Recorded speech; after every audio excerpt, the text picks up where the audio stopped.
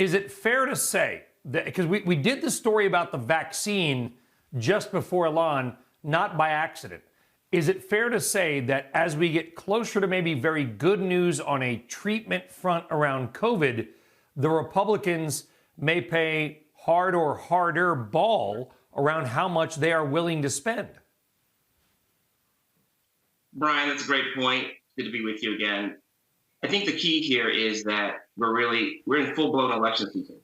And it's really hard to get things done where the really conservative Republicans and the liberal Democrats don't really see an advantage to getting something done. And the real thing driving things right now is that the Senate Republicans in swing states and the House Democrats in swing districts are the ones keeping everyone at the table. And I think it's really good news that Nancy Pelosi has put this deadline, because Washington only really works when there's a deadline. Is there any chance, Andy, do you think that I mean, the market is under the assumption that a deal will get done. Exactly what it looks like, we don't know, but there's going to be a deal. Is there any chance in your mind that we won't get a deal? They just literally can't make one. Well, I think right now at Invesco, we're bearish on a deal before the election, but we do know and we do think there will eventually has to be a deal. And the question is timing. And I think your correspondent who said that February may be the earliest after the election is spot on. But I think the fact that so many people are hurting right now. I mean, we talk about the K economy. We talk about someone like myself who's able to work from home.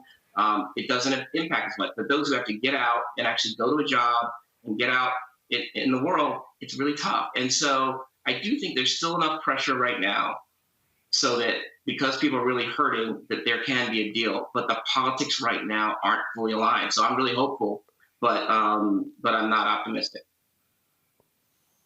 You know, I was talking to a friend by phone over the weekend, and, you know, I don't give stock recommendations certainly at all, but my point in looking at the notes for this interview and reading some other stuff, Andy, was that if there is no deal done before the election, and if the polls are right, and there is a blue wave, whatever you want to call it, Democrats win the White House and take back control of the Senate, that small caps could benefit in a huge way because there could be a much larger deal come January. How much of a realistic possibility do you believe that may be?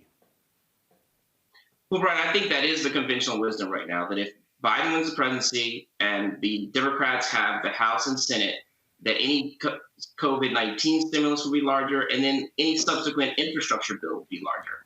So I think that's spot on, and that's why the markets, I think, right now are holding on. And that could benefit the domestic economy, at least in the short term, Andy, because of all the extra longer term higher taxes. That's a different issue. Even Goldman Sachs said for a year that could boost equities. Would you agree with that perspective, at least for 12 months?